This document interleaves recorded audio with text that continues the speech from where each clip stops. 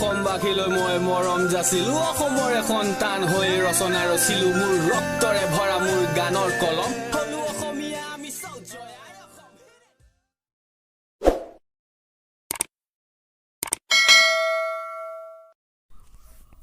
এয়া আপোনালোকে দেখিব পাইছে যে অৰুণাচলত যি বান্দৰদোৱাত ইটানগৰলৈ যোৱা যিখন গেট আছে সেই গেটৰ সন্মুখত কোভিড-19 টেষ্ট কৰাই আছে যিসকল ব্যক্তি অসমৰ বিভিন্ন ঠাইৰ পৰা অৰুণাচললৈ আহিছে হয়তো নিজৰ ঘৰলৈ আহিছে সেইসকল ব্যক্তিক কোভিড টেষ্ট কৰাই আছে এয়া দেখিব পাইছে এটি দীঘলীয়া লাইন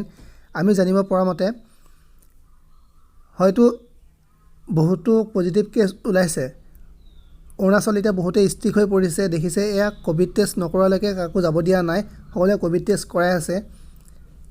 আৰু ডিষ্টেন্স মেইনটেইন কৰিছে মাস্ক পিন্ধিছে আমাৰ অসমতো যদি এনেকুৱা কৰে তেন্তে আমাৰ অসমতো বহুতো পজিটিভ কেছ ওলাব আপোনালোকে নিজে সতৰ্ক হওক নিজৰ লগত নিজৰ ঘৰখন সুখী কৰি ৰাখক মাস্ক পিন্ধক ডিষ্টেন্স মেইনটেইন কৰক চেনিটাইজাৰ কৰক এয়া দেখিব পাইছে আপোনালোকে দীঘলীয়া লাইন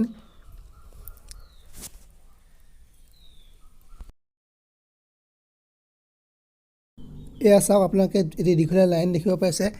যি ৰাস্তাৰ সমীপলৈকে আছে এয়া চাওক ইয়াত আমাৰ অসমৰ যুৱকো আছে যি অৰুণাচলত কামৰ কাৰণে গৈছে নিজৰ কামৰ ঠাইলৈ গৈছে দেখিব পাইছে আপোনালোকে